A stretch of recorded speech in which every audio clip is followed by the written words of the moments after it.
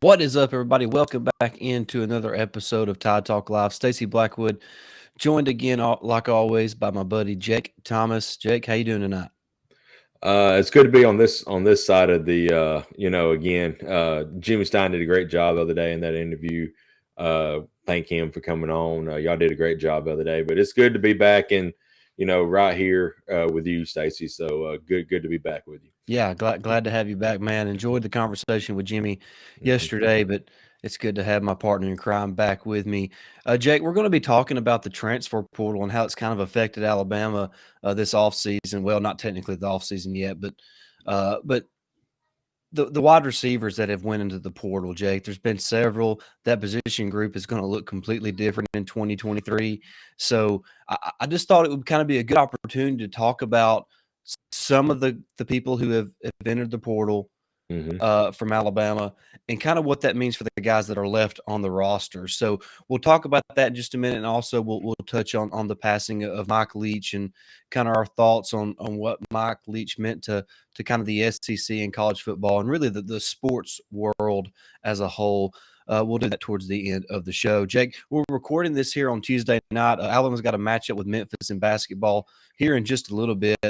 So we're not going to be talking about that because we're releasing this on Wednesday morning. So it would kind of sound a little weird. But Yeah, it would. Did a looking forward to preview that. after a game. Yeah, looking forward to that matchup tonight with Alabama. And of course, by the time Mhm. everybody's watching that, we'll know the outcome. So we're excited to see how they play tonight. But Jake, before we get started, everybody knows the drill. Like, share, subscribe to the channel today. If you don't like YouTube, head on over to Apple Podcasts, Spotify, Amazon Music, just wherever you find great podcasts, you can find Tide Talk Live. Mhm. Jump in the comments and let us know your thoughts on, the Alabama football program, the Alabama basketball program, just Alabama athletics in general. And also, if you want to give us your thoughts on the passing of Mike Leach, you can do that as well in the comment section. All right, Jake. I've said all that. Let's look at the transfer portal, Jake. Trayshawn Holden's gone. Christian Leary is gone. Aaron Anderson announced yesterday he's gone. I'm sure there's so many that's left. Jake, but the roster is going to look so much different at that position next year. Uh, I say that, but it's not really because there's still plenty of guys returning from Right. this year's roster. But Jake, uh, out of all the guys that are gone from the wide receiver room that are entering the portal, who would you say is going to be the guy that's going to be missed the most? I guess is the way I should word it. Um, as of this recording, I would say Aaron Anderson. But if I looking into the future, that guy may not have gone, into the transfer portal yet. We don't know. I mean, this is an ongoing thing, and it could be another week. A guy may be on the team come bowl game time, but not the next week be in the transfer portal. We don't know. But as the guys right now, I think Aaron Anderson, because the dude oozed talent. And I mean, he was showing off in the spring, and you hear a lot of good things about how good he was going to be, his speed and all that on the field in practice. Well, then he gets injured, and then the emergence of these young bucks. I mean, even he was a young buck, but the emergence of Kendrick Law and Isaiah Bond and Kobe Prentice. I mean, they overtook some of these veteran guys and Anderson, because they actually played a little bit. JoJo Earl, who's also in there in the transfer portal. I mean, he got overlooked, or he got passed on because Kobe Prentice was playing that slot where he was at, and did a great job for us. So Trayshawn Holden, he was probably the more experienced guy in there that would be returning. So experience wise, that might hurt a little bit, but we still got some great guys at wide receiver for the bowl game and for the future of the wide receiver room. Yeah, there's the guys that are in there. Trayshawn Holden, of course, he's now announced he's going to go to Oregon. That's Right. probably a good fit for him. I think he'll probably do pretty well there. Christian Leary announced today that he's going to be going to Central Florida, so he'll be teaming up. John Rice Plumlee, an Yeah. Ole Miss guy, is their quarterback. Javon Baker, who was at Alabama, then Kentucky, is now at Central Florida. I think Kobe Hudson, who was at Auburn, is now at Central Florida. So Yeah. they have some really real quality talent there on the offensive side of the ball. Gus Malzahn does. there for the Golden Knights. So that's going to be interesting to see how that plays out. But you mentioned a lot of people. One reason this kind of jogged my mind on this specific topic was the fact that Aaron Anderson entered the portal last night, and that's probably been the most surprising transfer portal entry from Alabama, in my opinion, so far. And but then you take a deeper dive into the roster situation, Jake, and you're like, I'm really not that surprised. Look, it looks like Jermaine Burton's going to be coming back. Ja'Cory Brooks will be back. You got Isaiah Bond, Kobe Prentice, Kendrick Law. Who am I missing? There's somebody. Shaz Preston didn't even play. So I mean, Shaz Preston was injured all season. He didn't get to play. He's back. I know there's somebody else I'm missing that's obvious, but there's so many receivers that we've recruited over the past. Oh, I'm Malik Benson, Jake, the JUCO guy that's coming in. I mean, he's being brought into play right away. Right. So right there's 6 guys above Aaron Anderson, and he just saw the writing on the wall that he's probably not going to crack the lineup in year 2. So it's probably time for him to move on, maybe try something else. And for the moment, it appears that Shaz Preston is going to be a little more patient and kind of see what happens. Like I said, both Anderson and Preston, they were sidelined for most of this season with an injury or with injuries. So that really halted their, ability to get on the field. But it looks like Preston, for the time being, is going to be a little more patient and see how it plays out. And like you said, this is really kind of all circumstantial because things can change in a hurry. I mean, somebody could be entering the portal right now that we don't know about from that wide receiver room. So a lot of moving parts there, Jake. But you still have a good core. I mean, if Burton does in fact come back, Brooks is back. Both those guys have another year in the system, another year in SEC play. You have to think they're going to get much better. And then you're bringing in Malik Benson, who I think is the best JUCO player in all the country. You got a guy like Kobe Prentice and Isaiah Bond and Kendrick Law who have that great ability to make plays in the open field. And I think we might have lost Jake for just a second, but there's a lot of good players there in that wide receiver room. So I don't think it's time to panic for those guys in that wide receiver room. I think there's still plenty of talent there, and I'm excited to see how those guys kind of continue to develop. And we're going to try to get Jake back on here in just a second.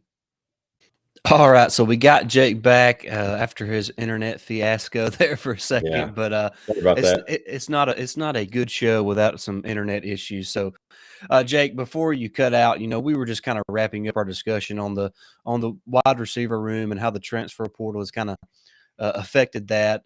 So, we both think that the room's still in good shape. There's still a lot of returning talent, despite the amount of talent that is exited, and just excited to see what the future holds for that position. And because I still think they have a chance to be really special in 2023. Yeah, I agree 100%. And I want to give a shout out to a guy who gets overlooked, and he probably won't see the field. But he's still on the team, and that's I think it's like Thial Jones-Bell. Jones-Bell. I mean, Taiyu. I like that kid because we talked about this 10 years ago. You never heard about the transfer portal. You signed with a team, or you got recruited by a team, and you went to that school that you wanted to go to, whether it was via scholarship or a walk-on. But you play because that's the jersey you want to play for. That's the team you want to play for. And it seems like he wants to be at Alabama. He might not ever see the field, but he wants to wear that jersey. So, I embold his character because that's the old way of how college football used to be. All this new stuff with NIL and transfer portal, it gives opportunities to players to go and get playing time, but it seems like he wants to stay there for a reason. I'm not sure what it is. But I mean, out of all the people, all the wide receivers that should be in the portal, I figured it was it would be him. I'm with you. I'm a little surprised that he's not in the portal. Maybe he's waiting to graduate. I'm not sure if he's going to graduate this December or if he's graduating in May. And if he does graduate in May, he may be a guy who doesn't enter the portal until next summer. So that's certainly an option. But I'm with you. I'm surprised he's stuck around this long, considering the amount of playing time that he's, seen the first few seasons there in Right. Tuscaloosa. But and you certainly can't blame a guy for wanting to get some playing time, because that Oh yeah, for sure. it's the game they love, and it's hard to fault them for wanting to maybe find more playing time somewhere else. Jake, before we head out, what a sad day it is Yeah. in the world of sports. It's the last couple of days. The headlines have been the illness and the around Mike Leach, and it was announced early this morning on Tuesday morning that he had passed away at 61 years old.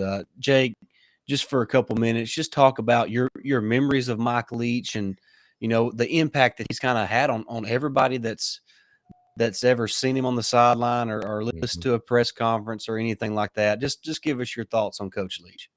Yeah, Coach League, he was one of a kind. His interviews, I said it today, it was like nothing out there because, though he'll get asked a football question, but he'll take it out in left field and just talk whatever he wants to.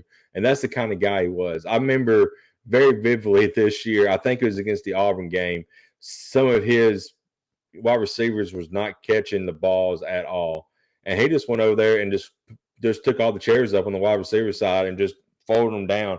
And he said, if they're not going to catch anything, they don't deserve to see it. So, that's just the kind of character he was. And I got to looking earlier. I didn't realize everybody talks about Nick Saban's coaching tree, which Saban has a great one, but Mike Leach has a good one too. I mean, he's got a lot of coaches that are now head coaches. Cliff Kingsbury come from the Mike Leach coaching tree, and he's coaching the NFL. So, I mean, he's got a lot of good ones as well. And it was just a sad day. One of the pictures that I have seen during this time, and somebody had drew, and it really, really touched me because it was a picture of the University Hospital, and they had a pirate flag on there, and it had the Mississippi State Bulldog laying down, with a tear in its eye, and it said, "Please, hotty toddy, help our coach." And I was like, man, that's very moving, because when something like this happens, yeah, we're all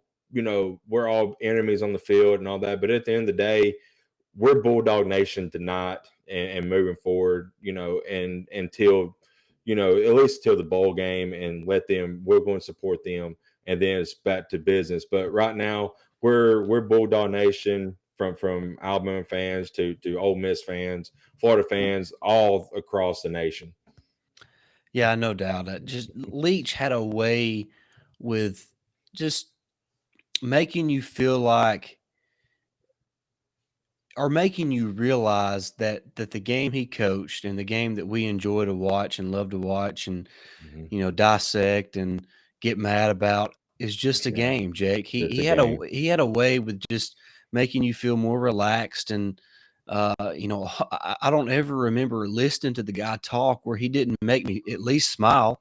I know. Most of the time he made me laugh, and I know. there's not many people that can do that, Jake. And he just had a way with just lifting everybody's spirits up. And he talks about Halloween candy on the sidelines Yeah. after a game. He talks about his players' fat little girlfriends, and I mean, just Yeah. only stuff. Eloping. I mean, Yeah, eloping and giving marriage and wedding advice to people. yeah. Just he just had an incredible way of making you Mhm. realize how important everything else in life was compared to the game of football. And there's not going to be another Mike Leach, and he's going to be No. sorely missed, not by the SEC and by college football, and just by the sporting world as a whole. And it's just Mhm. a sad day. And like you mentioned, we're all praying and thinking about Coach Leach and his family, and his Yes. wife and his kids, and of course the Mississippi State coaching staff and their football players and that whole program. Jake, they're going through a lot right now, and we all need to be there the best we can for them and support them. And I give them guys credit; they're going to play in their bowl game, and I'm looking Mhm. forward to see them come out and fight Coach Leach. And Right. Jake, they're going to be some heavy hearts on that field, and I Mhm. have no doubt they're going to give a great effort for in memory of Coach Leach. And it's just a sad day for college football, and we certainly want to wish give our thoughts and prayers to the Leach family and Bulldog Nation. Absolutely. I couldn't have said it better myself, brother. All right, Jake. Hey, real quick, like we said, we're recording this just about an hour before tip off between Alabama and Memphis, but we're gonna put it on the line, Jake, here real quick, because when people watch this in the morning, the game's going to be concluded, and they're going to know what the final score is. So, to put you on the spot, what is your score prediction for Alabama Memphis? 78 to 72, Bama. Ooh, that's a good score. By the way, breaking news, just got it on my phone. Amari Burnett is out indefinitely with a wrist injury. Oh, okay. He had surgery on Tuesday today. Okay. So that's tough news for Alabama. Yeah, it is for sure. But I still think we get the win. I still think we get the win. I'm with you. That's a really good score. I'm gonna say we get 81-70. I think Brandon Miller has a good bounce back game, and he kind of pushes us over that 70-point mark into the low 80s.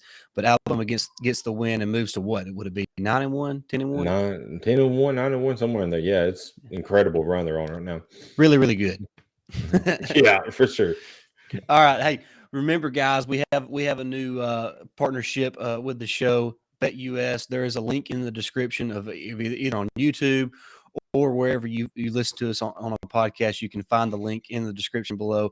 Make sure you sign up today, and then when you sign up, make a deposit. And when you make that first deposit, you'll receive 125% bonus on that deposit if you use that link in our description. Yes. All right, Jake, we're going to head out now. I really enjoyed it. Can't wait to talk again here in just a couple of days. And until next time, roll tide. Roll tide.